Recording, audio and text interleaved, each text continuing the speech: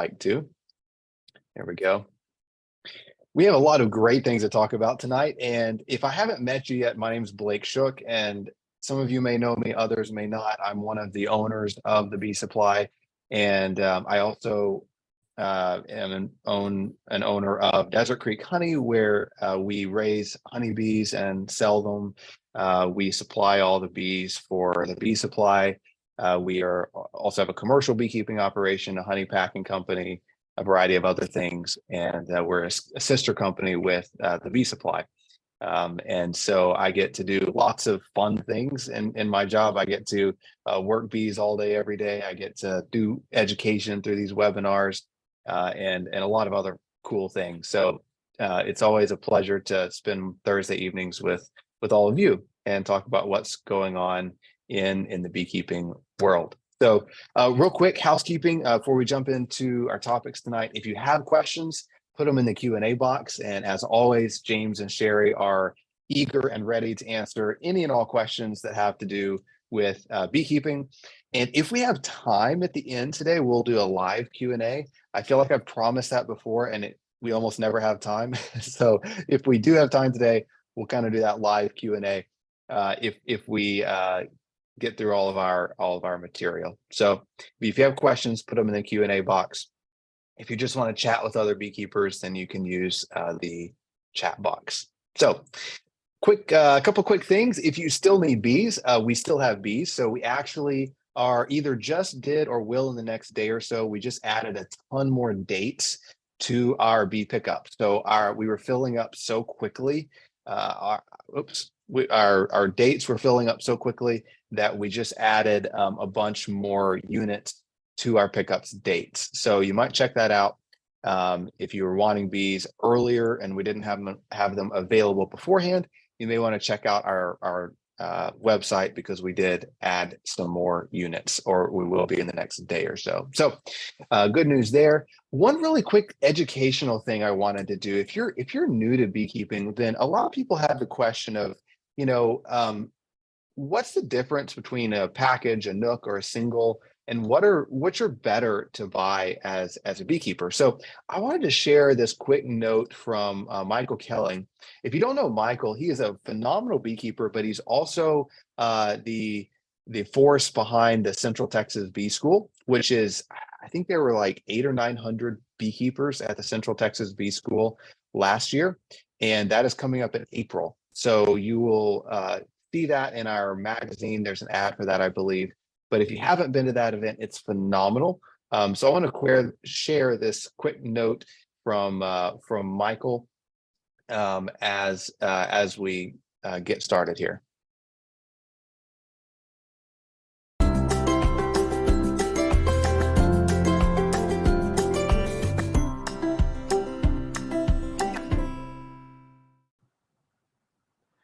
When asked what's better to buy, whether I should buy a nuke, a package, or a full hive of bees, I have to ask, how much money do you have? And what do you want to learn? For you to learn the most, the best thing to do is to buy a package of bees. You get to see it from the very beginning. You physically put the bees on foundation, and you get to see them draw the wax out and start laying eggs and have the brood and larva and all the way through the process. It's also the cheapest to buy a package of bees.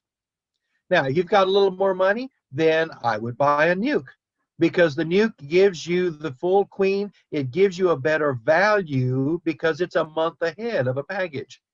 A package has to draw out all the comb. A nuke already has the comb drawn out and is ready to go. It has brood ready to emerge and will grow quickly. If you have even more money, even quicker is to buy a full box of bees, a full hive ready to go. They are in production. All you have to do is add add supers to that, and they can start making honey right away. So what do you want to learn, and how much money do you have? If you don't have a lot of money, you have to start with packages. If money is no object and you're ready to go and you know everything about bees already, then you can buy a full hive. So it depends on your situation. It depends on what you want to learn and how fast you want to grow. Packages take a longer time but are cheaper. Nukes are a month faster but are a little more expensive. And full hives of bees are the most expensive, but they are in production mode, ready to start anytime. Thank you, Michael. I couldn't agree more with that. So he just did a beautiful job of summarizing that. So a couple quick updates. February. So our Austin area branch in Round Rock is under construction. They're wrapping up the finish out of that building, and we are about to start moving inventory in. And so we are hoping late February that store should be open. So we'll be emailing, announcing, and telling it to the world the grand opening date. We don't have a grand open date just yet, but it is getting really, really close, and we are so excited about that. Sherry, do you want to tell us about this month's magazine? Of course, right?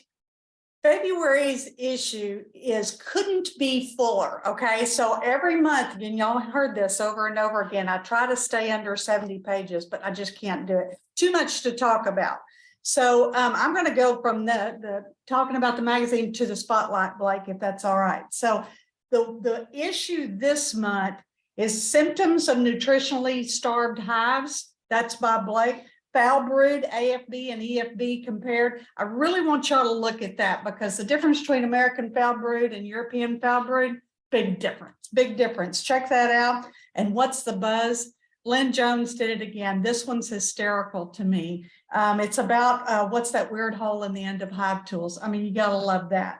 So, and quick tips. I want to real quick before I get to the spotlight, quick tips.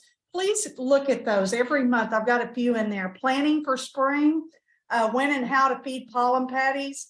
Can I make a split and still produce honey this year? That's a big deal. And we're going to be talking about splits later, I'm sure, tonight.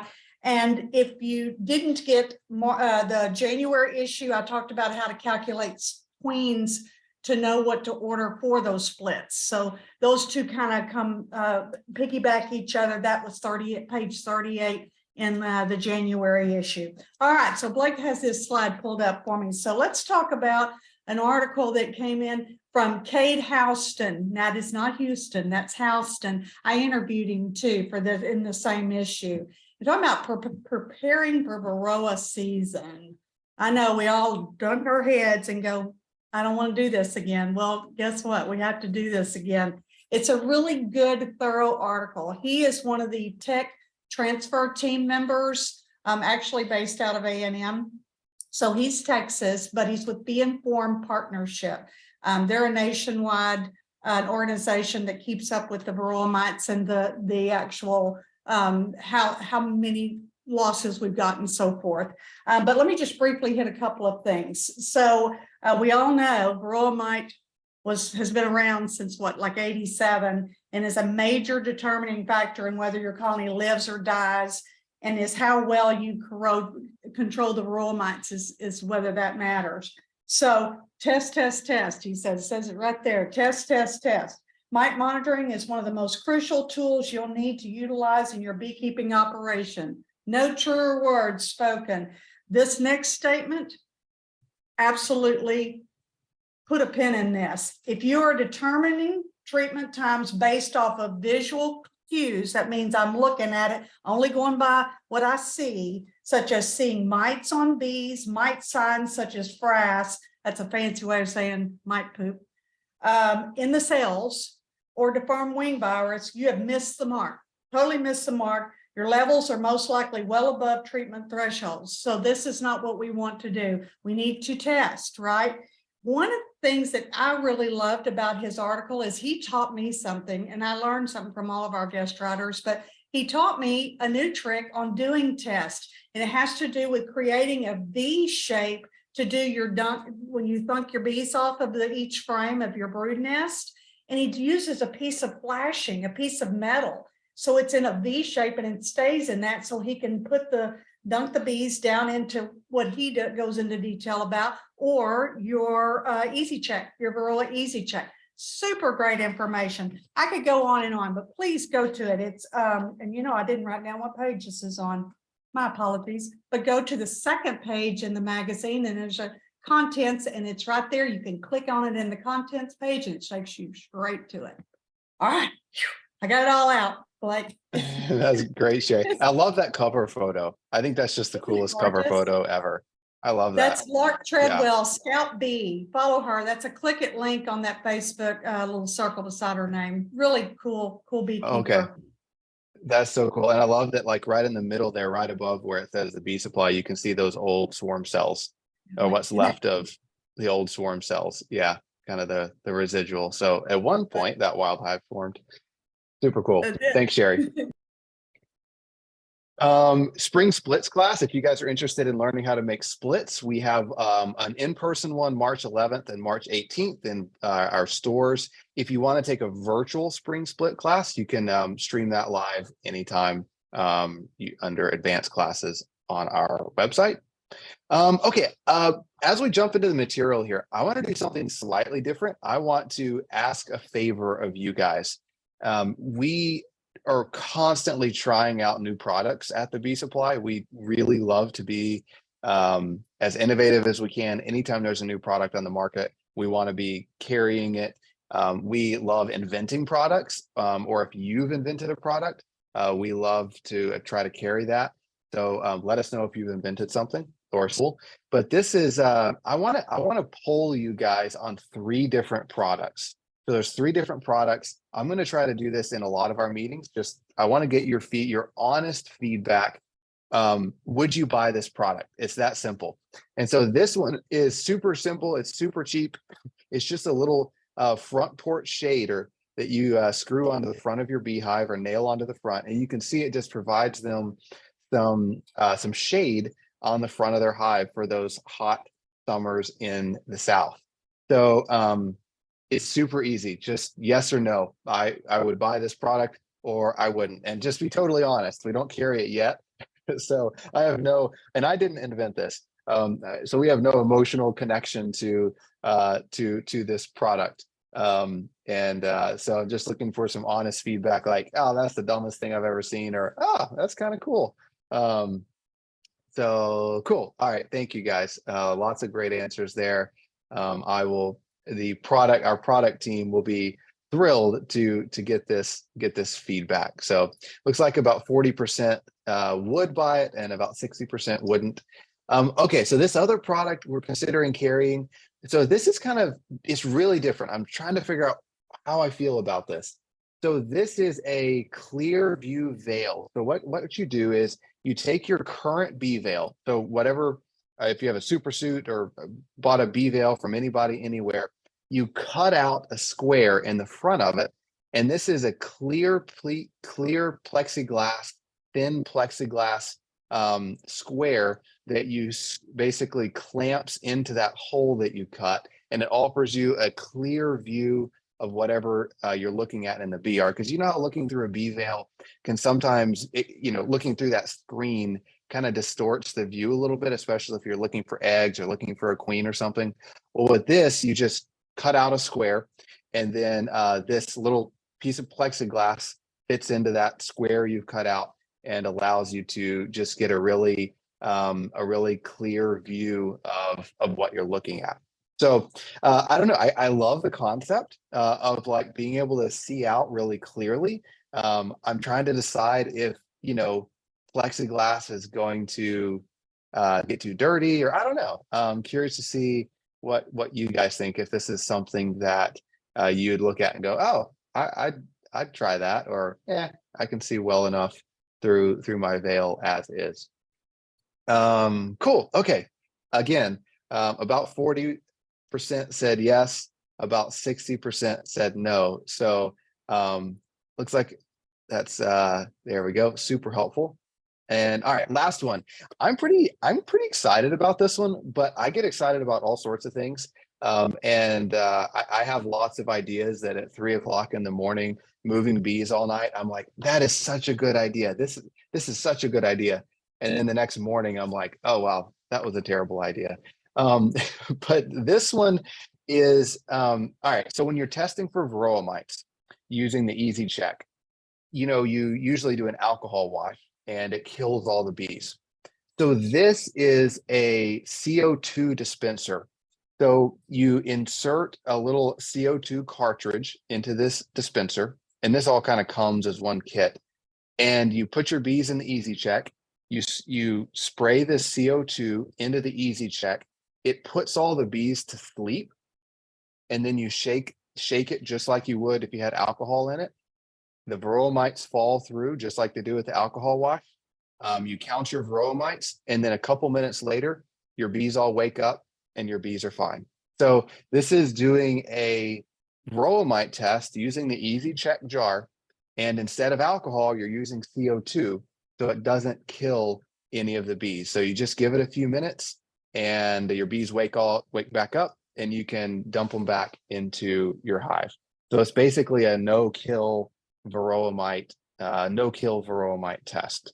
And kind of like a sticky board, but this is way more effective than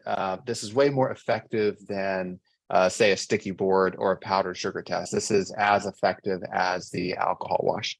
So cool. Okay. Yep. Good feedback on that one too. Looks like most of you like that idea. So this is a product that I'm 99% sure will carry. So you'll be seeing that on our shelves this spring. So okay, enough of that.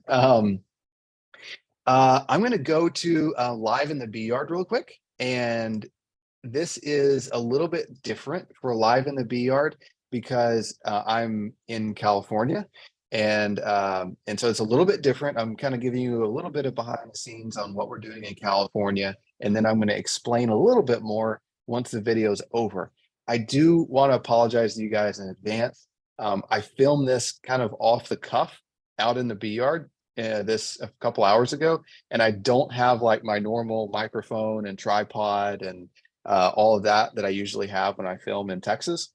So the audio isn't quite as good, but I think you'll find what you're seeing pretty interesting and not what most people get to see as far as the beekeeping world. So hey everybody, so I'm not in the normal bee yard for the live in the bee yard portion. Obviously, I'm actually in California in the Central Valley. So back home where I live in Texas, everything's covered in snow, sleet, and ice.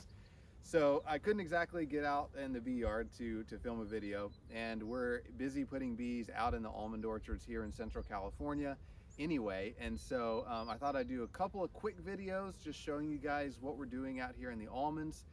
You can see that these trees are not blooming yet, but they're getting somewhat close. We're not too far from bloom. You can see this this bloom right here is you know, you can see those buds, and they're getting close to blooming. But most of the orchards here are 7 to 10 days away. Usually the almonds start blooming around the 15th of February.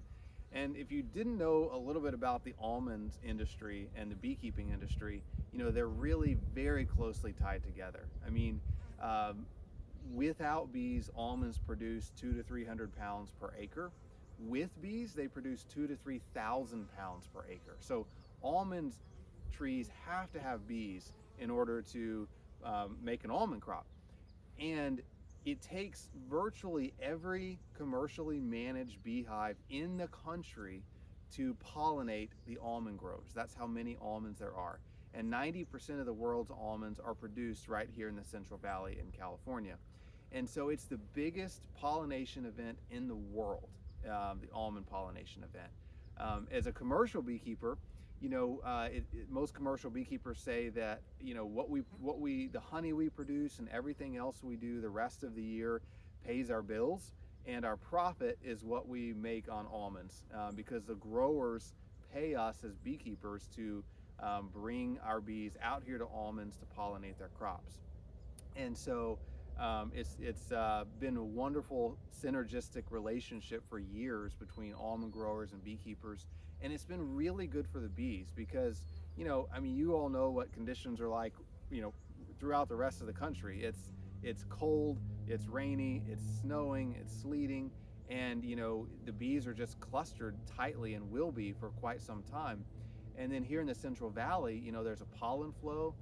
Almond pollen is one of the best pollens for honeybees. It's really high in protein. And so these almond trees will start blooming here in another week, and the bees will start growing like crazy. They explode in strength, unlike they would anywhere else in the country, because everywhere else there's nothing for the bees to forage on.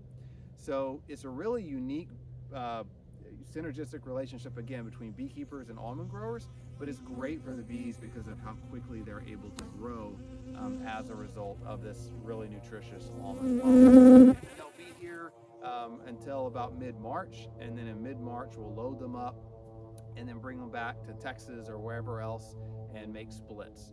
So, so what we're doing right now is we're busy getting our bees, loading them up on trucks, bringing them to California, spending all night long putting them into the orchards, making sure they're strong enough because the growers, you know, want a certain strength of hive in order to properly pollinate their crops, because they've got to have a lot of bees to do the pollination. And so we'll go through and put 1 to 2 hives per acre and throughout these almond orchards to properly pollinate the crops.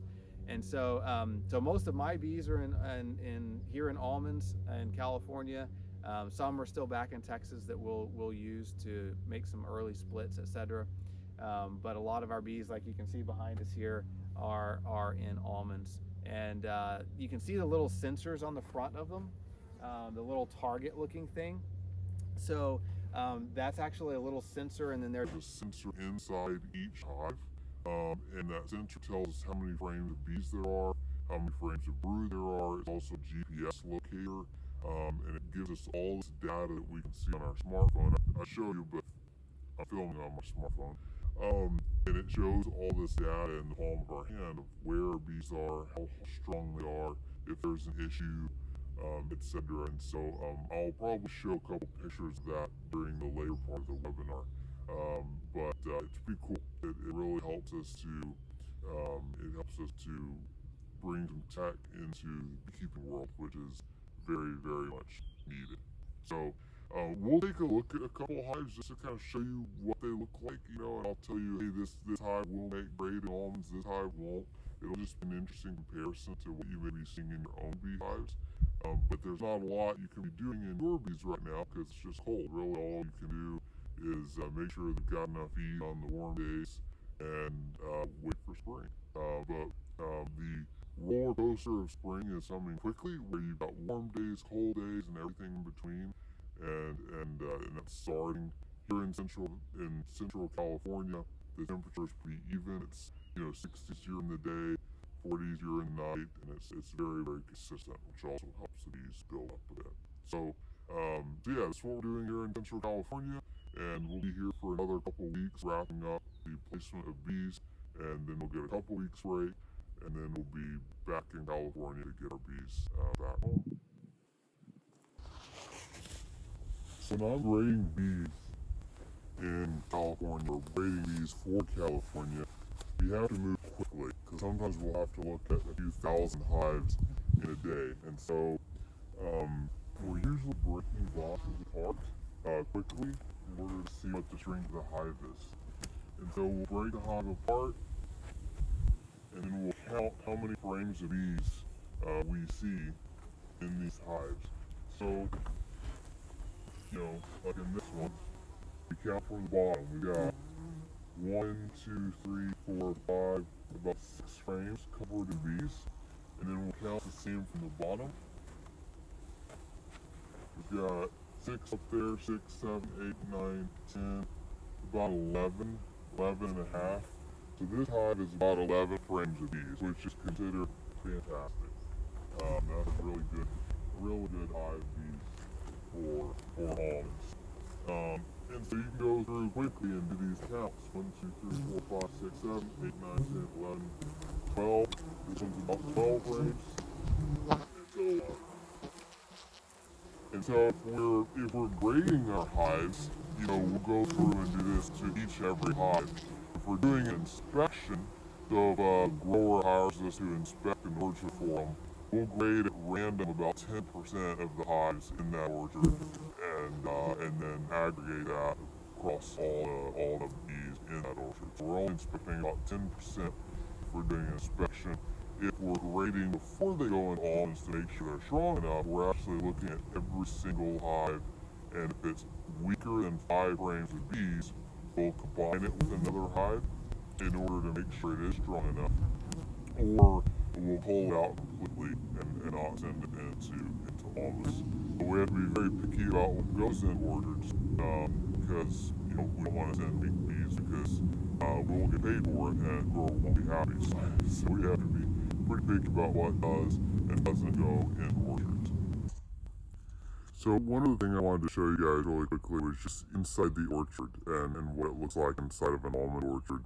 And just to give you a quick overview of what it looks like. I know this isn't terribly practical for your beekeeping journey, but it's interesting, and it is a big part of the beekeeping industry. So, but just to show you, this is a very normal look of inside of an almond orchard. And it's so beautiful when these trees actually start blooming. It's just absolutely beautiful when these trees are solid white. But you can see these buds on the trees. They are about a week or so away from blooming, which is super exciting to us as beekeepers, because us and our bees are just really ready for the bees to have something to eat. So, and then they keep these orchard floors. You can see how manicured they are. And they keep these orchard floors super clean, because when they're ready to harvest almonds, they will shake these trees and all the almonds will fall onto the ground, and then they'll sweep them up off of the orchard floor. And so this floor is kind of like their factory floor that they've got to keep really clean, because they're going to shake these almonds onto it. In fact, you can even see some almonds left over from last year that they didn't necessarily get swept up off the ground. But and then you can also see the irrigation lines that drip water for the almonds, because obviously it's very dry in Central Valley. And so these irrigation lines are super efficient as far as conserving water, and they just drip water when the trees need it. They used to, years ago, flood irrigate, and so they would actually flood these entire orchards in order to water them. But obviously that's a huge waste of water, and so now they just drip the water exactly where these almond trees need the water. But there's certainly a big water shortage in the Central Valley. It has been for a while, but it's been especially bad the past few years. And it's not getting any better. So here you can see these buds are getting pretty close to blooming, to opening up as well, which is great. Our bees are super excited and eager for the bloom.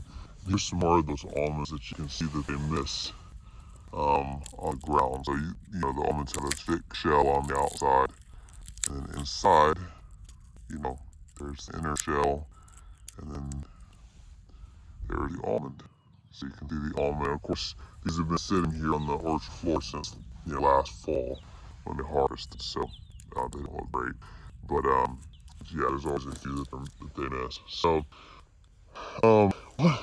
honestly, on a personal note, it's always pretty chaotic here in California, and there's a lot of work to be done at night, and it's a ton of logistics, and we're moving thousands of beehives in every night.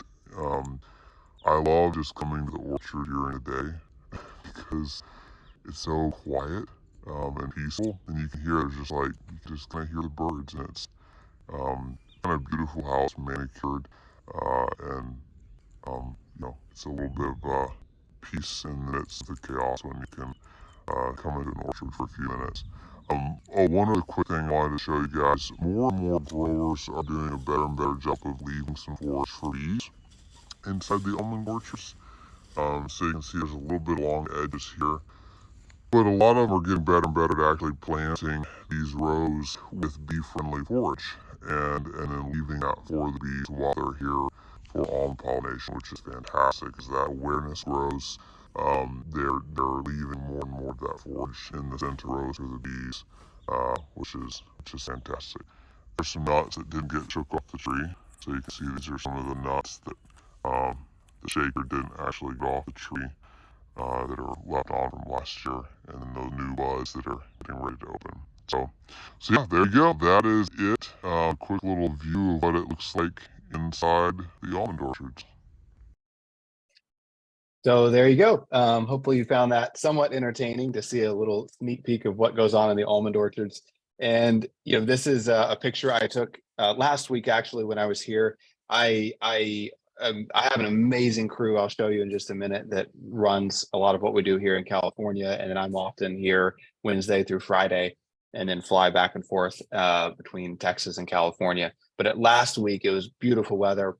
And I walked up into the foothills and just took this picture of kind of looking out into the Central Valley, and all these dark squares that you can see here. Those are all almond orchards.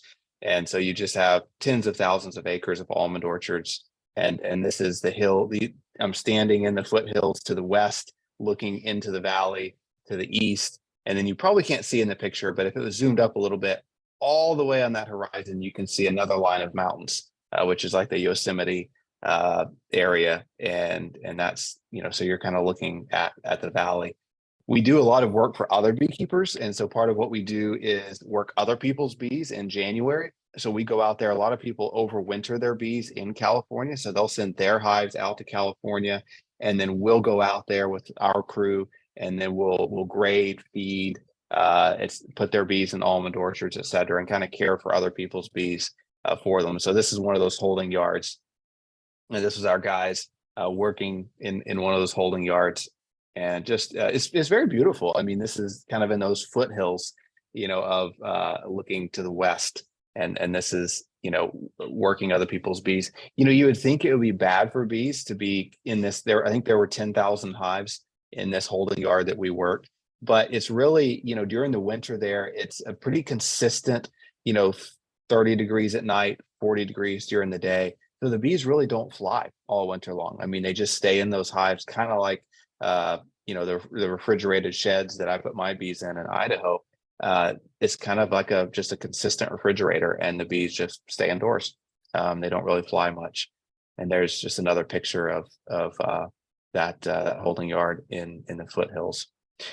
But so right now what we're doing is we're unloading truckloads of bees. So you can see, like, here's a truckload of bees that came in. So we're getting these bees off the truck, and we're grading them. So we're checking these bees. We tried a couple interesting things this spring this month. I'm sorry, I haven't slept much this month. And when it comes to combining hives, these are a couple new methods that we tried that were really, really effective that you might want to try if you're ever considering combining hives. So the first one right here on the far right, and this is something I'd only do when it's chilly outside, 40s to maybe 60 degrees during the day. But when we would open up a hive, there would be bees in the bottom box and bees in the top box, but there would often be like 80% of the bees would be either in the top or bottom box, and then you'd have the other box with maybe 20% of the bees. And so we would just stand the box up on end on top of the bottom box, just like you see in the picture here. And then we would let it sit that way for a couple of hours, sometimes even overnight. And what would happen is the box that had the queen and any brood, all the bees would migrate into that box, whether it was this bottom box or this top box. And then you could come back in a couple hours or the next morning, and you'd have one box with all the bees in it. And then you could take that box that now has all the bees in it and combine it with another weaker hive that had all the bees in it. So two of these together, and then you would end up with a really nice sized hive. So it was just kind of a way to get all the bees into one box. It actually worked really well. Another thing we did was on the far left here. Well, so much for that video. We weighed these, our crews call them these skyscrapers. And so we would take, 6 different hives that were really weak. So we had, all these different hives with 2 or 3 frames of bees in them. And so very weak. We would stack them all up into these tall stacks and then let them sit for about a day. And they would go back when it's chilly in the morning. And then all those bees would be, in a couple of these boxes. And then you just take those 2 boxes all the bees were in, and you've got one really strong hive. So just some interesting methods to combine hives.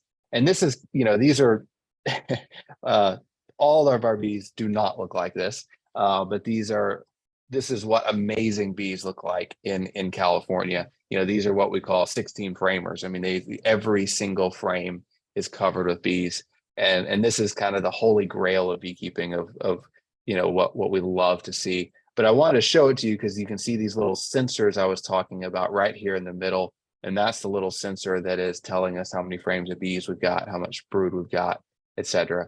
And then sometimes we put a pollen patty in them as well. So they have plenty of pollen up until the bloom starts. Quick little plug for our super suits.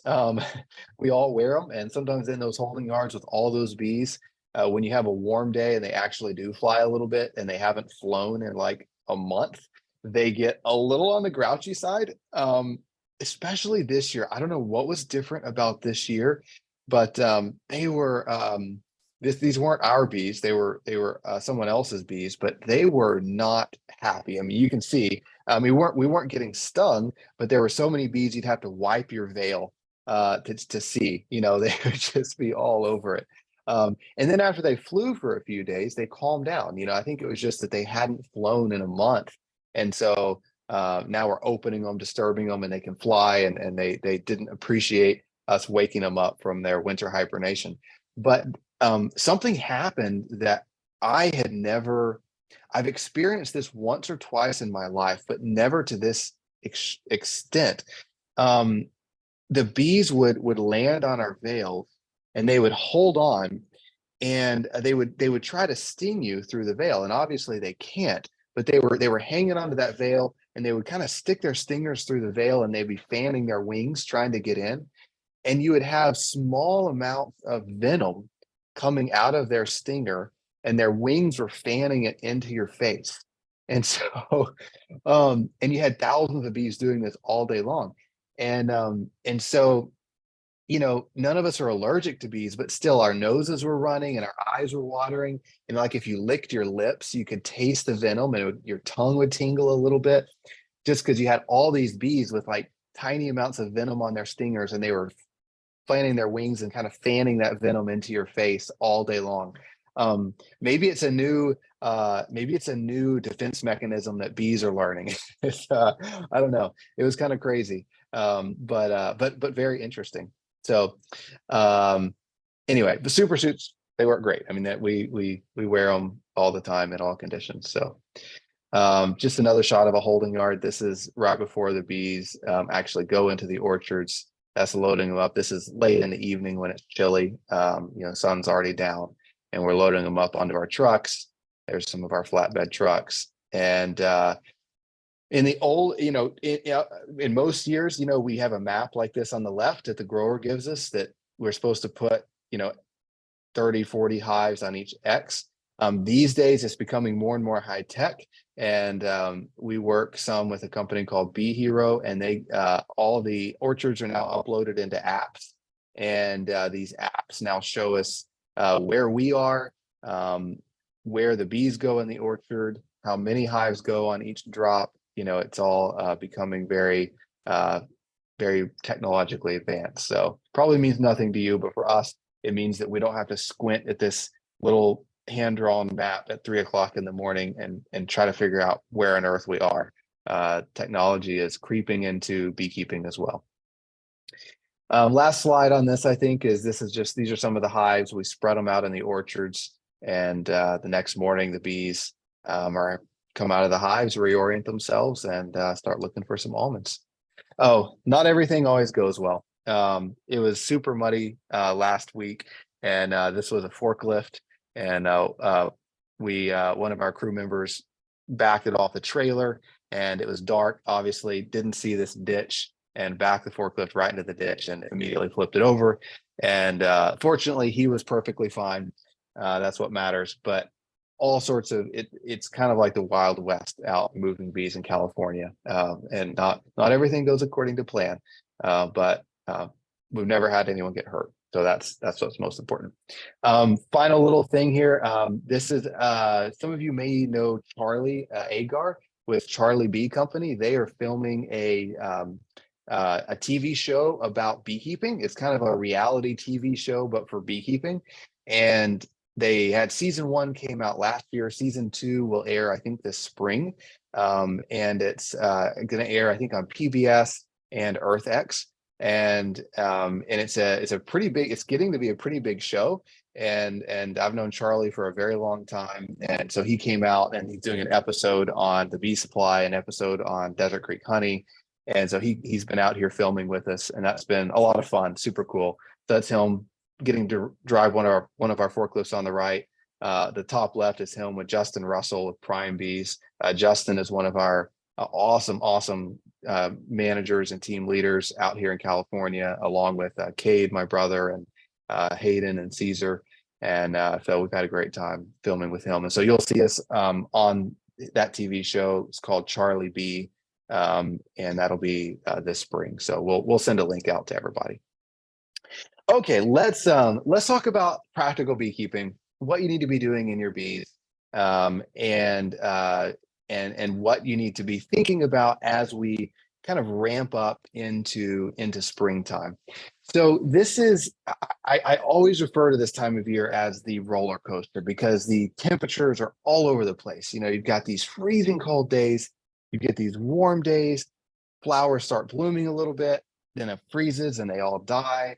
And you just get these roller coasters of temperatures. I really love keeping an eye on the temperature outlooks. This is a temperature outlook for February through April. And these, of course, are not always accurate, but they sometimes can be decently accurate. And so I like keeping an eye on those just to see what they're predicting. This was in Texas in February 2021. This was, I think, February 1st, 2021. And we had the elm trees were blooming. This was February of 2022. And you all know what it's like right now. And it kind of looks more like this. And a lot of the South after the ice storm we had across a lot of the South. And yet we had flowers blooming last week. And now we've had these hard freezes and it's killing everything. And then it'll start trying to bloom again soon. So we really just see this roller coaster effect that bees can deal with. I mean, they're a part of nature too, and they can deal with these extremes, but it's not ideal either. So you'll see a lot of early spring blooms, you know, these mustards and henbit and dandelions, you know, willows, and you know, there's so many different early spring blooms, but they'll start blooming, they'll freeze back, they'll start again. And so that's really, really normal.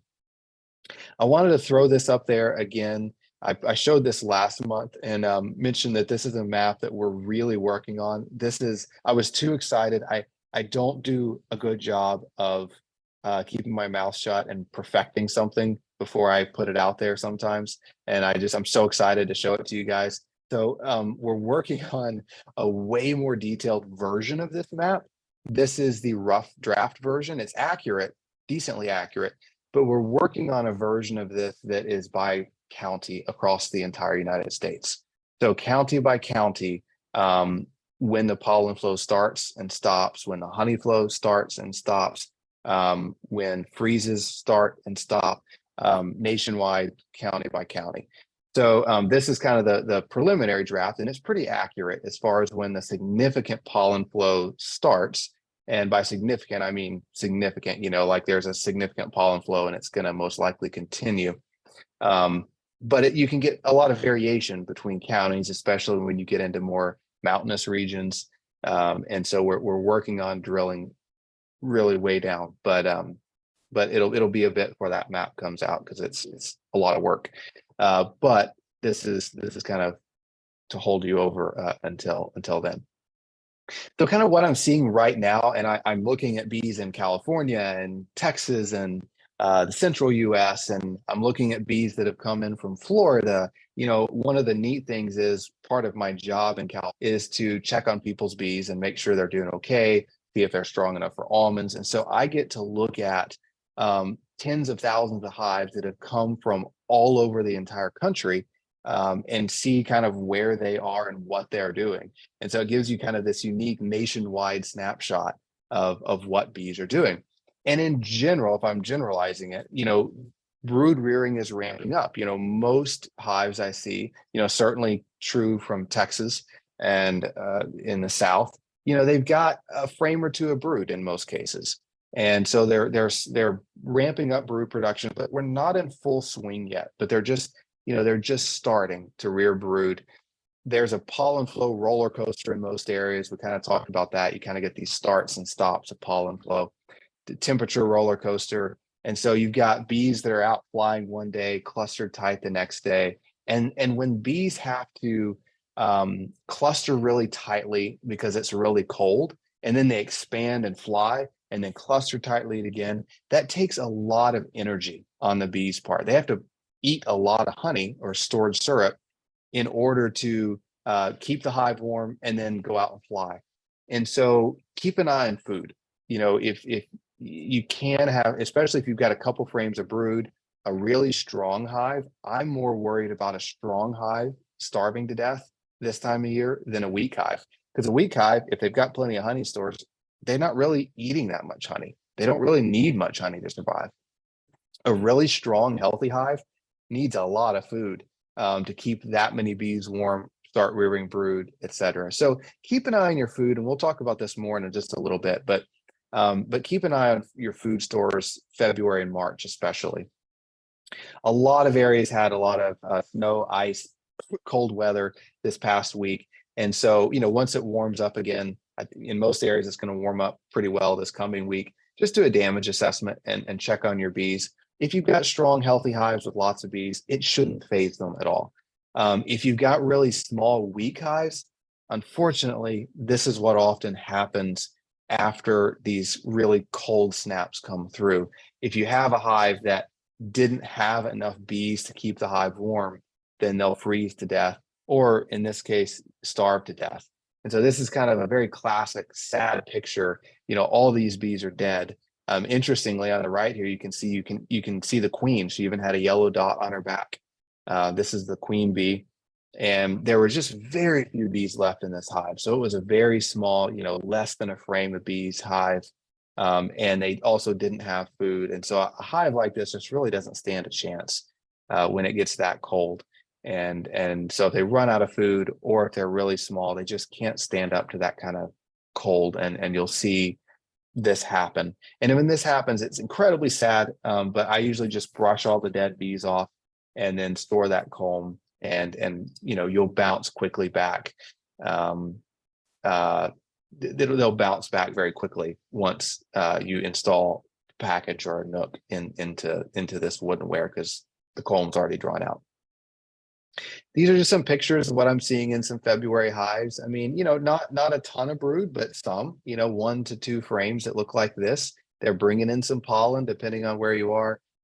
They've got some uncapped brood, some capped brood. I'm not expecting to see a ton of this, but I am seeing some. I am seeing bees going on cleansing flights and orientation flights. Once you've got those 60-degree days, you will see a burst of activity as the bees come out to go to the bathroom, especially if it's been a minute since they've been able to come out. And so you'll see that intense activity outside the hive when you do get a warm day, because everybody's got to go to the bathroom. And any new bees that emerged, in maybe the past week that haven't been able to get out and do an orientation flight. So you'll certainly see when it does get warm, these bursts of activity, and that's very normal to see.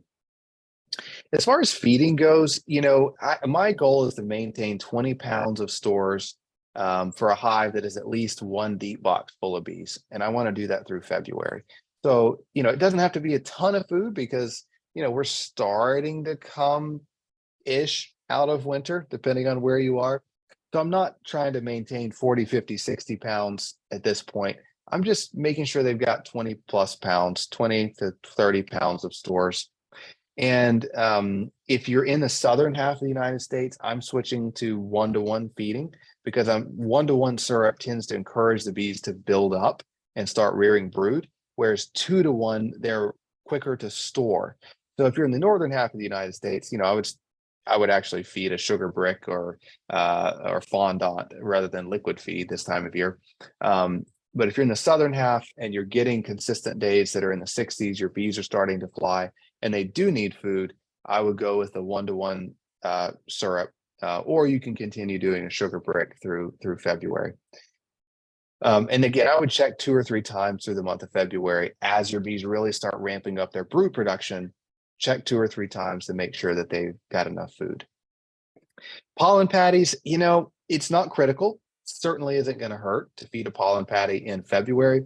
What I do personally is I watch for those really cold weeks. And if I see that, hey, we're about to get a week where my bees aren't going to be able to fly, then I'll go throw a pollen patty in between the boxes, because I know they're starting to rear brood. And if they're going a week where they can't fly and it's cold and that freeze just killed all the blooming plants, then it's going to take 1 to 2 weeks for those plants to recover and start producing pollen again, depending on the plant. And so if I know my hive is strong and they've got a couple frames of brood, and I know that, hey, we're about to get this cold week, they're going to be clustered inside, and then it's going to be another week before the plants recover, I'll throw a pollen patty in there just so they don't start cannibalizing that brood that they reared. Because if they run out of protein and resources, the bees will start cannibalizing that brood because they don't have anything to feed it. So I will feed a pollen patty when I see those cold fronts coming up. Varroa mites. So I recommend doing a varroa mite test in late February. I wouldn't really do it in early February. And again, this is if you're in the southern half of the United States, but once you start getting to routine daytime temperatures in the 60s, low 60s, I want to do a varroa mite test. And really, I reference that number a lot, like when the daytime temperatures kind of get up to the low 60s or start dropping below the mid 60s. And that's kind of associated with bee flight and how if bees are clustered or not clustered. But a lot of management happens when the temperatures get above 60, and a lot of management ends when they get below 60. So that's a really helpful temperature to keep in mind. Once you're 60 and above, bee management kind of kicks into gear. Once 60 and below, not as much that we're doing in our bees. So when you get those 60 and plus degree days routinely, doesn't hurt to do a mite test. If your mites are more than 2 per 100 bees, February or March could be a good time to treat. Once you start getting into your honey flow in May or June, you shouldn't treat your bees. And so if your bees need any form of mite treatment, you want to do that before your honey flow. So February, March, April is kind of your window to take care of varroa mites for the spring. So Hopguard, oxalic acid, formic acid, Apigard are all good options for the spring months. Just keep in mind, we're still down here in February, and so varroa mite threats are pretty low, but they are increasing as brood production ramps up. So do varroa mite levels. So something to be aware of as we move forward. Sticky boards, if you don't want to kill your bees doing the alcohol wash, you can use sticky boards, or you can use our little CO2 cartridges that we'll have in stock in a couple of weeks. But sticky boards or our CO2 cartridges are good ways to avoid killing bees to do a varroa mite test. Sticky boards aren't as accurate, but they are really easy. That's the advantage of sticky boards. So even though sticky boards are not as accurate, it's better than nothing. And you can follow, I won't read all this off to you, but screenshot this or go back and watch the recording. This just gives you a quick overview of how to use those sticky boards.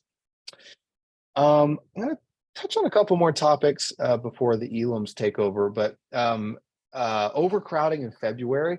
So this is a really good problem, but remember at the beginning, those pictures I showed of those hives with the sensors in them that were just like insanely full of bees. That's a good problem, but it can be a problem. So if your hive is a couple of boxes for brood boxes and they're just like packed with bees, you might want to, I wouldn't do it quite yet, but once you get to late February, okay, I'm gonna throw out that temperature again. Once the daytime temperature is consistently in the low 60s on most weeks, if you've got 2 boxes that are just packed full of bees, you need to do something or they're going to swarm. So that may, you may start getting those 60 degrees in February, or it may not happen till April, depending on where you are. But in most of Texas, that's going to happen, in February at some point. In some areas, it's already happening in Texas. In other areas, it won't happen until late February. But, below 60 degrees routinely, I'm not really worried about bees swarming. Once you start consistently getting above 60, if they're really jam-packed, I'm a little worried about swarming. So you have three options if you have hives that are just totally packed out with bees. You can make a split, you can add boxes, or you can equalize. So February splits, I don't really recommend them. It's hard to find queens. You can find mated queens from Hawaii in February. So that's an option, but it's tough. They're tough to find and they're super expensive. Allowing the bees to raise their own queen is slow and it's risky because, there may not be enough drones to mate with the queen in February. So that's a problem. You've got a huge potential for inclement weather when the queen needs to go out and mate if they raise their own. The weather is pretty awful in February and March in a lot of cases. And so if you try to make a split and let the bees raise their own queen, the odds that she gets mated properly is not great. If a hive already has swarm cells, if your hive already has swarm cells in it, then I would go ahead and make a split, because once a hive has swarm cells, it is almost impossible to prevent them from swarming. And we'll talk about this more in March. We actually have a special guest in March that's going to be speaking on swarming, catching swarms and doing bee removals. So super excited about that. But, if you have a hive that's preparing to swarm and they've already got swarm cells, in my experience, one of the only reliable ways to keep them from swarming is to just go ahead and make a split. So that's the exception. Otherwise, I wouldn't really recommend a February split. What I would recommend is adding boxes. It's simple, quick, it's easy. When the top brood box or super becomes 80% full of bees, time to add another box. So you can add a deep box of foundation and lightly feed. And your bees, if they're that strong, will probably start drawing out that foundation when the daytime temperatures are in the 60s or 70s. And if you lightly feed, then you can kind of keep them busy until you can get queens in March or April and make a split. And so you can just kind of delay them from swarming until you can get queens later in the year by adding a box. One quick tip that I didn't put on here that most people don't know is that a really good way to prevent swarms is by adding a medium or a shallow box with frames in it below your two brood boxes. Bees are much less likely to swarm if they have extra space below their brood nest. So, I wouldn't do this. I would also add space above, because bees would rather move up and we're more likely to draw out and fill up boxes that are above them. So add boxes up above too. But as a general rule of thumb, if you have issues with swarming, adding space below the brood boxes dramatically reduces a hive's urge to swarm. Now, if they already have queen cells, again, you're probably just going to need to make a split. But if you've got a bunch of really strong hives, go throw a medium box or a shallow box underneath the two brood boxes, and that does a great job of controlling the swarm behavior. Something about having that empty space below them is super helpful. The other thing I'd recommend is equalizing. So you can share brood bees and honey between hives, as long as your donor hive that you're taking brood out of has low mite levels, no brood disease, and you leave the original donor hive at least one box full of bees this time of year. So don't take all their brood away. And then gauge the strength of that donor hive on a warm day over 60 degrees. So if you follow those prerequisites, then you can pull 2 or 3 frames of bees or brood out of a strong hive and give them to weaker hives to help reduce the strength of that strong hive, boost up the strength of weak hives, and that helps prevent swarming as well. Keep in mind, if you're equalizing brood, here's how I recommend doing it. I like giving frames of mostly capped brood, because that means that it's less effort for the hive you're giving it to. They don't have to feed a bunch of larvae. So I like giving them cat brood, and then that cat brood is going to hatch out quicker into adult bees, which is helpful because then it boosts that weak hive more quickly. So I like giving them frames of mostly cat brood. You can shake all the bees off and leave them in the donor hive. I think I've got a slide, on bees too, but make sure that you can add a frame of brood. You want to always put that frame of brood in the center of the brood nest on the hive you're giving it to.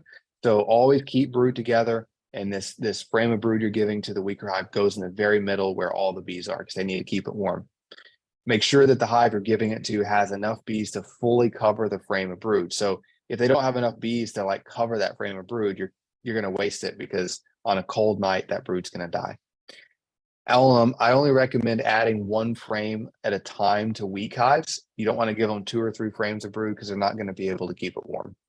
And then replace the frame in the original donor hive with an empty frame, probably from the weak hive, frame that's just got comb. You want to put that empty hive on the outside edge of that strong donor hive. You don't want to put it right in the middle, because then you break apart that brood nest. You always want to keep brood together this time of year, any time of year, but especially this time of year, because they've got to be able to keep it warm. If you put an empty frame right between frames of brood, now you've split the brood nest, and they're not going to be able to keep everything warm. So put it on the outside edge. You can also equalize honey this time of year. So if you've got one hive with a whole bunch of extra honey, maybe it died, and then you've got a hive that's short on honey, you can add honey to the weaker hives. So, again, I add a frame of honey. You don't want to put a frame of honey right in the middle and break up the brood nest, but you can add it to the outside edge of the brood nest. You can add it, kind of the frame that doesn't, the frame closest to the cluster that doesn't have bees on it is, you can pull that frame out and put this honey there. So it's as close as it can get to the cluster without breaking up the cluster. So that's how you can add honey. You could also, if you've got a box full of honey, you can also put the entire box on a hive that needs that honey. So you can certainly share honey. And then if you do want to equalize bees, if you've got a hive that is weak and it's really short on bees, and you want to give it a frame of brood and bees, you can do that. So there's a couple ways to do it. One way is select a frame from your strong hive that's full of larvae, and thus it's full of nurse bees. And nurse bees integrate into a new hive really easily. They're kind of defenseless and cuddly, and everybody loves a nurse bee. And so they don't really fight if you put them into a different hive. So you can pull out a frame of larvae, which will be covered with adult nurse bees. Make sure the queen isn't on that frame. You can smoke the entrance of your weak hive, and then shake off the frame of nurse bees in the entrance of your weak hive. And then put that frame of larvae back in your strong hive. And then you can take a frame of cat brood and put it in that weak hive. All those nurse bees will just crawl right into that weak hive and integrate into that hive.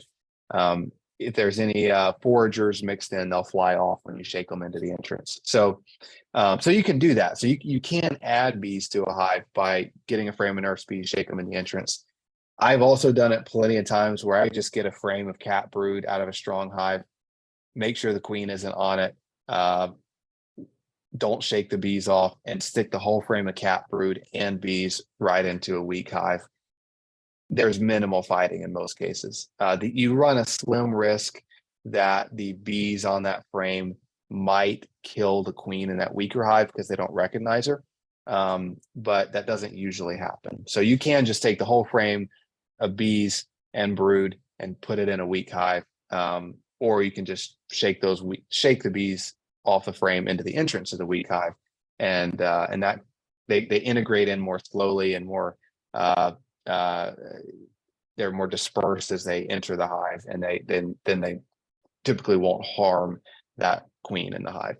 So we kind of covered that already. Okay, so that's my practical tips. James and Sherry are going to talk about another really important practical thing that you need to do as you're coming into the spring months, which is reversing boxes. It's a really common practice that is a part of bee management this time of year. And so I'm going to let them dive into how to reverse boxes and why to reverse boxes. And then I'm going to jump over and answer any questions that you guys have. So James and Sherry, I'm going to let you guys take it over, and I will take over the Q&A. Hi, everyone. I'm trying to find my program. So Sherry lost her way, so I'm gonna jump in. We had a question a few moments ago, while we were answering them, about expanding boxes when the population reaches 80%, and you're concerned about a swarm. The question was, if it's a double box, don't you need to check the bottom box first to see if you need to reverse it before you expand to that third box? And that is exactly right. That was really good thinking. Great that's question. part of what our topic is for the night. Sherry's still looking for a slide presentation. it's not coming up, Blake. Let me work with it. While I'm looking for this, it's not coming up on my, there we go. There we go. I found it. All right, See, very y'all, good. we're real people doing real things here. We're never gonna pretend we're in the big yard, but now you know we're not. Yeah. So, okay, great. So before we get started, I'm gonna real quick, what is our time? Oh, gosh, we only have 20 minutes. So Blake, you showed that United States with our working on, because I'm working with you on that, on getting the pollen flows and the nectar flows by county.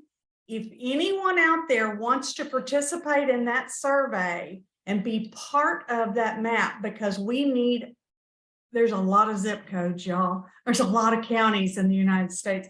Please email me at editor@thebeesupply.com, editor@thebeesupply.com, and request for it to be part of that survey, and we'll get it out to you, and you can be part of the results, and Blake will put you on that map. So That would be pretty cool. wouldn't that be pretty cool? Yeah, it I would. think so too. And it's so important for us to gather as much data as we can around the country. Yes. It allows us to create programs that are specifically devoted to your area, as well as areas that have general information regarding that your zones. Let's go help with everything, our tips book and everything. Reversing brood boxes. That's one of those topics that can draw out the swords. I reverse brood boxes. I don't reverse brood boxes. I'm not willing to change my mind. It's not our goal to get anyone to change their mind about reversing brood boxes. The concept of reversing brood boxes is just like it says. We take the top box and put it on the bottom of the hive. And then in turn, we take that bottom box and put it on top of the hive. And we're done now. Yeah. That's it. When the question or the statement then would be when needed. When needed. Well, let's go into the when needed part. That was funny. Okay, we're done. Y'all can go home. All right. So there's a time and a place for reversing brood boxes. And I got well, or is there? Listen to it. Playing both sides of the box right here. All right. So I really want to throw this out there and want you to think about it clearly. Consistently cold weather under snow. These folks are less likely to have to reverse brood boxes for one reason and one reason only. Their bees are consuming less stores. Now, not to say that they won't do it, but most likely it would be a little later on. It wouldn't be as soon as the southern states would, right? But they're going to consume less stores than these over here on the other side. And you gotta love that picture by Rich Beggs there. I love this picture. So it's a cold one day and warm the next. Who can relate to that, except that we've been cold and wet all week? That does happen in a lot of areas. As a matter of fact, the southern half of the United States. In that instance, you're going to see your bees consume more stores. Right. Yes, I think it's interesting that you show that picture on the left of two brood boxes and then a honey super on top of it. And we're talking about reversing boxes. Yeah, but the concept of reversing boxes had nothing to do with the honey super. it doesn't. That's Blake's picture from years ago. That's quite all right. But if somebody has that question, you still can go into the concepts we're talking about with honey supers on top because we're talking about brood. That's right. Let's Well, move forward. all right. The theory behind it, most of the winter honey stores are above the brood nest. Now, we should all know that, above the brood nest, and as they are consumed, what do the bees do? They migrate into the direction of the food, right? They're moving up towards, they're consuming it, and as they go, they're eating it. The result is a colony that has primarily where? They're primarily up top, That's right. and they're perfectly happy. They don't know that they're not happy. They don't. The queen may very well be running out of space to lay, Mhm. and she might be twitching a little bit as a result of it. But everyone is generally comfortable until the time comes that we start talking about incoming nectar. Well, Then we kind of have to face the concept of, are we at jeopardy of swarm? well, if she's got not room to lay, That's- like that third bullet point, if the queen fails to move downward and access the brood nest, then she's not got anywhere to lay. And that's what's going to end up happening is everything's going to be up top. But if she doesn't migrate back down, she's literally going to look like those boxes Blake was showing that are just bursting with bees. And she's just going to go, I don't have anywhere to go. Well, you know, I'm ready to some queens and some colonies naturally migrate down when they run out of space. They do that in hollow trees. They do it in Roy. Mhm. So it's not unheard of. It's very logical Could that, be. that yours may very well go down. But just in case it doesn't, let's look into it deeper and see what happens if we try to intervene.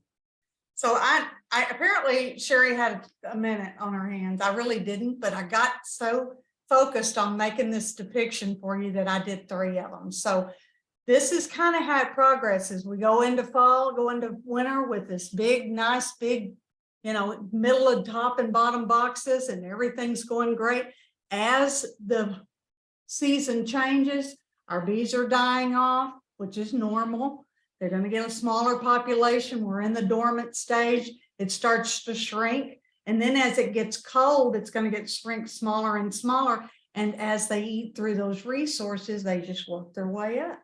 So I want props for this cute little depiction here. Thanks. I needed those So the props. third picture shows the bees up top It and it does. shows virtually nothing down below Nothing. except for just empty comb. That's it. That's it.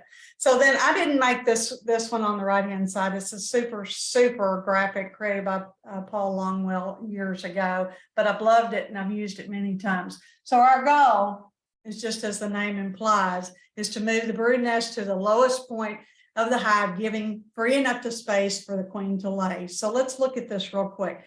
At the top 2 boxes, you see that the blue being the brood nest has moved to the top. It's still got a little bit of honey cap up there, but it's moved all the way to the top, leaving the bottom completely empty. That's when we can just flip places like James was talking about in a minute ago. But what if you see this down here on the bottom? This is really going to require you go in and see. Now we've got some cold days still ahead, so give this a couple of weeks in most of our hives. But when you go in and look, don't just assume that my bees have moved to the top and there's not anything in the bottom. You want 90% of those bees moved, because if you don't, look at this. You're going to be busting up a brood nest, a nice cluster that looks just like this. This is a Randy Oliver depiction. Yeah, as the slide shows, there are colonies spanning both boxes, which split in 2 parts if you reverse. And that can be devastating to a It colony, could. especially when it's cold. If we were to put the smaller portion of that brood nest up top, Takes that football and does it like this, doesn't it? It does, and that's a good thing. The thermoregulating, you've lost that factor. So think that through. And then the second bullet point, if you reverse too early, they're just going to do it over again. So really, time it. You're going to really want to look and see what's going on. Don't assume that you do this, because there is a right and a wrong of reversing brood boxes. the way I like to look at it is each individual hive has its own characteristics.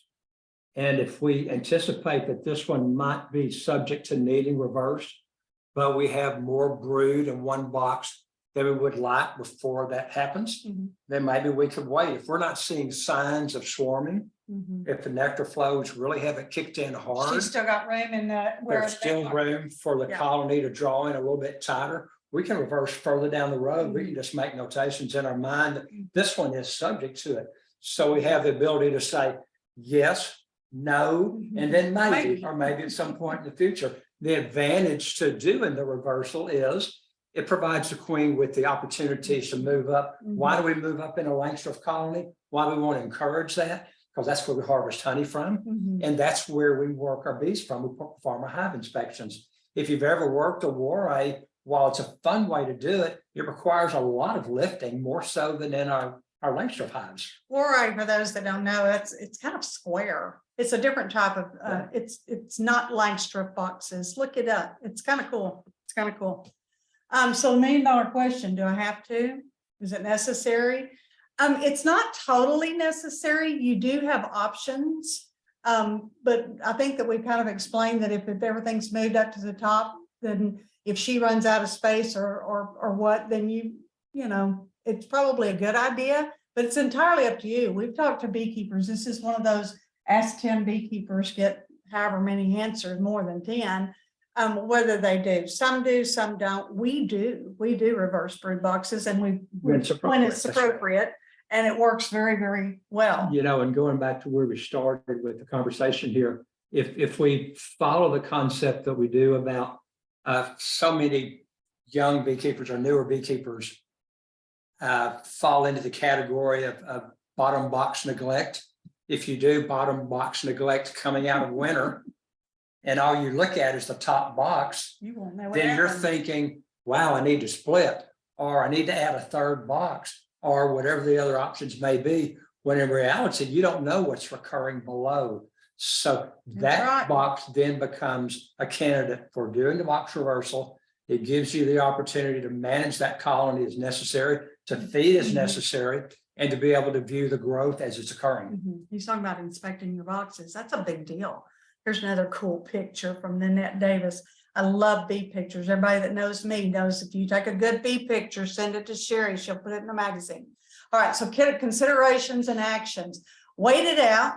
James was just kind of talking about that. Monitor your space and food stores closely, because really we're doing that. And Blake's talked about that. February coming up is really can be a very nerve-wracking time for beekeepers, because our food stores are getting light, they're getting lean. They've had all winter. If we're lucky, we hadn't had to feed yet, but be prepared to feed, especially if they're migrating up, because what does that mean? It means they've completed the bottom.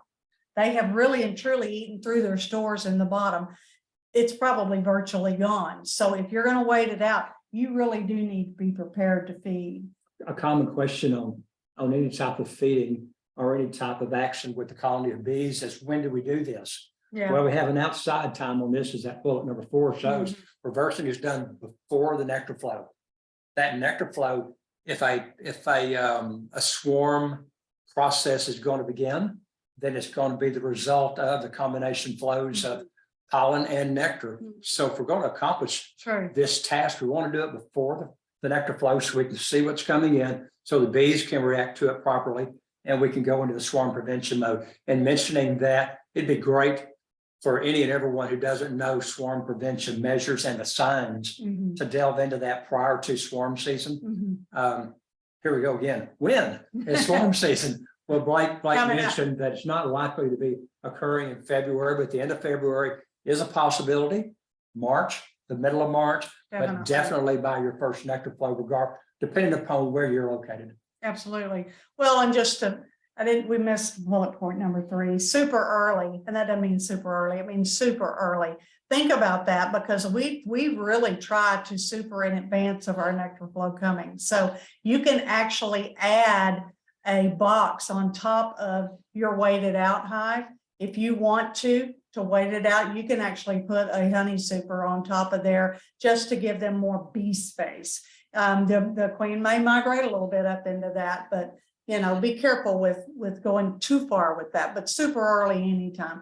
Reversing is done before nectar flow. He covered that very, very well. We want to have this done. Everybody settled in before the nectar flow hits, because everybody needs to be in their positions, ready to go. Queen's laying, she's expanding the brood nest, and that all needs to be in place before that starts. Swarm preventative is going to come in next month. We're going to talk big time about it in the March issue. Good. And again, we have a guest coming We next do. month, which is going to be pretty interesting. Yeah, it's a secret, but really keep an eye on, look at past issues of the Bee Supply Monthly magazine. It was called Texas Bee Supply Monthly then, but we want to stay on top of our swarm preventative. This really is one of those ways by reversing brood boxes. And you know, this conversation is very much like, do I treat for Varroa or not? And then do I treat everything or just the ones that need it? There's always an answer as long as you've thought it through. So think through each and every hive and don't just make one decision. Don't go out and say, we're going to go reverse 20 boxes today because only 8 of them may need it. Or 2. So Now we can say, back to you, Blake. back to you, Blake. We even had time left over. I knew we were going to go long. Your program was Wow. going to go. That is super impressive. I really don't think that I know what to do with extra time. I don't think that's ever happened. Well, we can answer some questions. Yeah, well, let me share my screen back here. Yes, that's the right one. Yeah, great questions, everybody. It's so much fun to answer questions. I mean, it's such a sharp crowd and they ask such good questions. So thanks for that. Let me jump in and say something. Yeah, so please. As we're going into February is happening quick. We're here, what's today? The 2nd or 3rd? Second. Today's the 2nd. It seems like it's already a week past because I'm already in March mode. But we're going to be middle of February before we know it, folks. And our bees truly do need our attention. They need to, most of the southern part of the United States, these bees will have consumed a majority of their resources. 20 pounds stored minimum. I'd even be feeding if I had 20 pounds stored. How about you, Blake? Yes. Yeah, I agree with you guys. Yeah. I mean, we're going into, I see more bees starve to death in February and March than in December. You know, I think we think in the winter they're eating all this food, but they're really clustered tightly and they don't eat that much food over the winter. It's really leading into winter and coming out of winter that they can burn through those stores incredibly quickly as that hive is building up brood. So true, because that's what's happening. She's building. I mean, even, and Right. I've had interviews with some folks that are in northern states. And even though the bees are in there in the cold regions, she's still ramping up laying. Even if it's outside, they know they're going by that earth shift, not necessarily the temperature outside. Right. Exactly. Totally agree. One other thing I did want to mention is several people asked in the comments about how you reverse boxes with 2 deeps versus a deep and a medium. And I just want to mention that it's the exact same way. And so if you've got 2 deep boxes or a deep and a medium, all the principles apply either way. I mean, if you've got a deep and a medium goes on the bottom, and then the bees will move up, and then a month later you can often swap it right back, so that, you know, once all the bees move up into that deep box, then you can swap it back and put the medium back up on top. So same principles. Same principle. And the reason, I'm glad you said that, and the reason that you can swap it back is because as it warms up, bees are spread out. There's no cluster involved. Exactly. Right? Exactly. Yeah. Yes. Yeah, totally. There's actually some people that medium bottom, that put mediums on the bottoms and they leave it like that. Exactly. Yeah. Right. Configurations. But that was a good question, and we neglected to say that there. We do have some Q&A. Let me see. Yeah, so we've got 5 minutes. So let's just answer some of these questions live in the 5 minutes that we've got. I've always wanted to do live Q&A. Justin said, can you split your hive and be able to make a honey crop? Should I focus on splitting or building my apiary first? That's a really good question. And it, like a lot of things in beekeeping, it depends. You know, obviously the stronger you make your splits or not splitting is going to yield more honey. But if you want to do both, then the key is to split as early as possible. So as early as you can possibly get queens, you want to make those splits, and you want to use mated queens, and you want to give those splits, you know, 4 to 5 frames of brood per split. And so if you do that, if you get mated queens, you know, you're splitting 4 to 6 weeks before the honey flow starts, and you're giving them 4 to 5 frames of brood, you should still make a great honey crop, even though you made a split. Absolutely. And also go to page 56 in the February issue of the magazine that just came out. And it says, can my splits be honey producers this year? Oh, there you go. Yeah. There you go. It's right there. It's a very short read. It's one side of one page. So check that out because it really and Yeah. truly, it can be done. It can be Right. done. It's a bigger split. Well, really. it's very powerful that the key numbers that Blake told us were the 4 to 6 weeks Mhm. prior to your major nectar flow. Mhm. So the critical point for us as beekeepers is to know when our primary nectar flow is and then work accordingly. If we don't know what the flow is, then we don't know when it starts. And we're not talking about minor flows. So you need to fully explore what is in your area that is the big hit, the one that really happens. Mhm. That's what we need to be prepared for if we want to harvest honey. So that 4 to 6 weeks gives our colonies time to recover from what we did, Yeah. to build populations large enough to actually harvest the honey, Bring it in. harvest the nectar. Mhm. Yeah, love that. Yeah, great point, James. Jennifer said, can I freeze the sugar bricks that I didn't use? Yeah, they should freeze just fine. So if you got leftover sugar bricks, you can freeze them. They might be a little on the crumbly, mushy side when you get them out, but the bees don't care. I mean, the more crumbly and mushy the sugar bricks are, that just means they get to eat them that much. It's that much easier for them to eat. So the bees certainly don't care. So yeah, I would feel fine with that.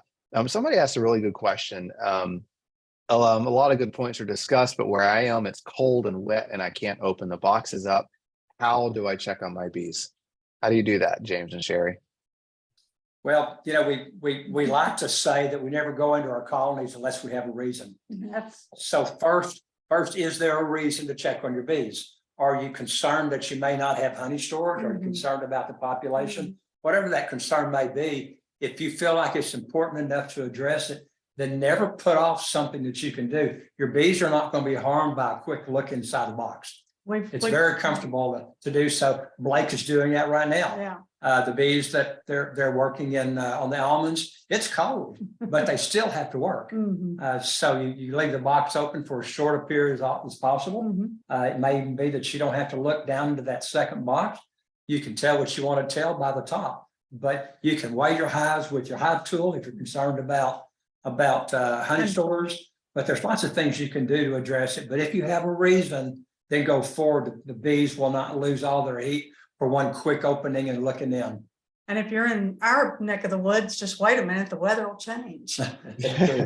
It's I love that. And I think Lawana asked in the chat, how do you estimate food stores? And if it is too cold, you can't always just lift up on the hive a little bit, and just guess. You can kind of lift up and get a feel for, oh, this seems super light, or oh, this has a lot of weight to it. And I think you guys even have a YouTube video on our YouTube channel about lifting up to estimate food stores. So that's a method to do as well. So let's see.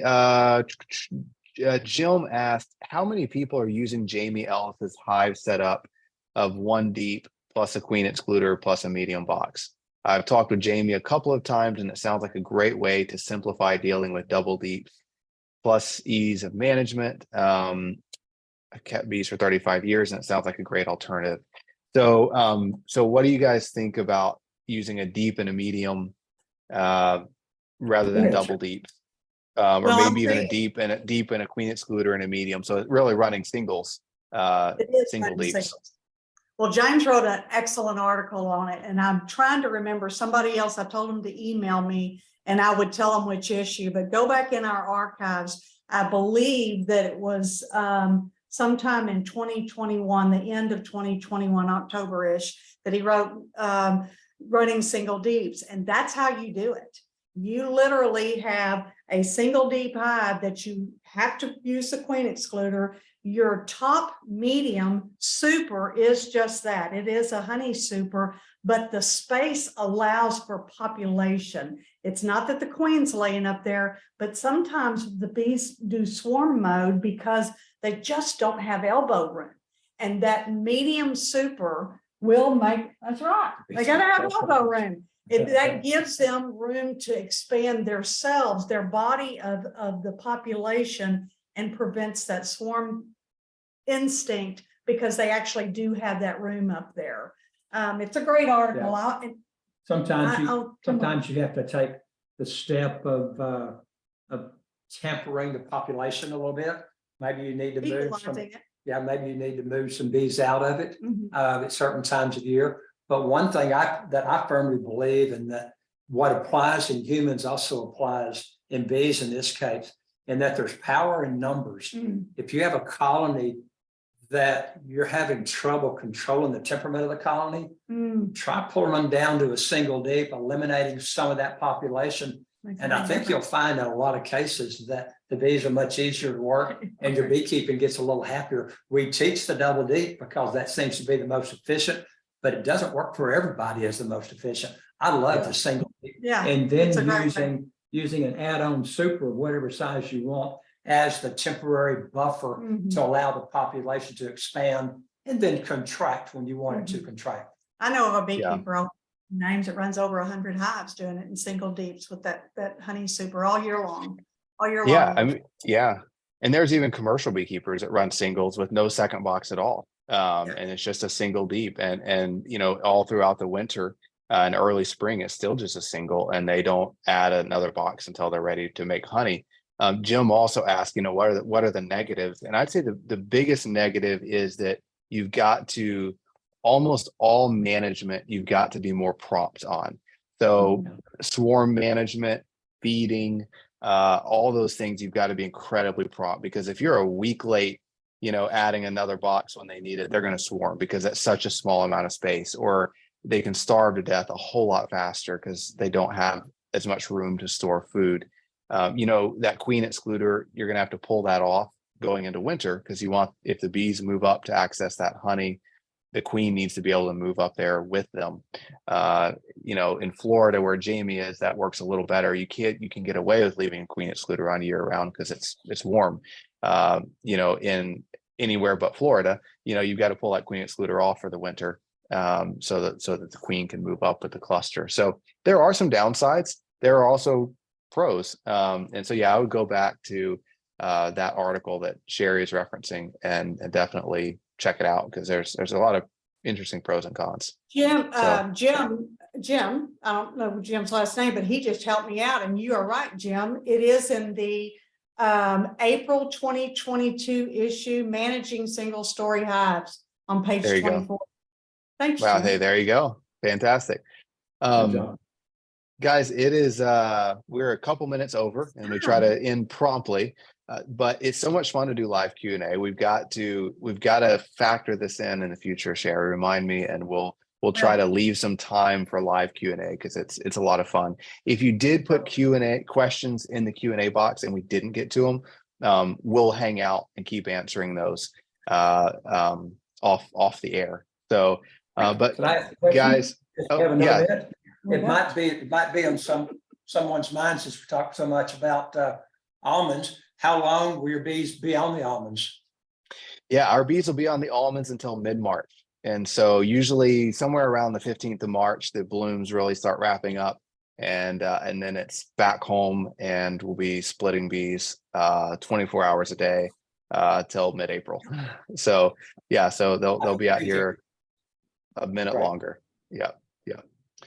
Cool. Well, thank you. Thanks, everybody. Yes, thank you, James and Sherry. Thank you for everybody attending tonight, and we will see all of you in March. Have a great February. See you.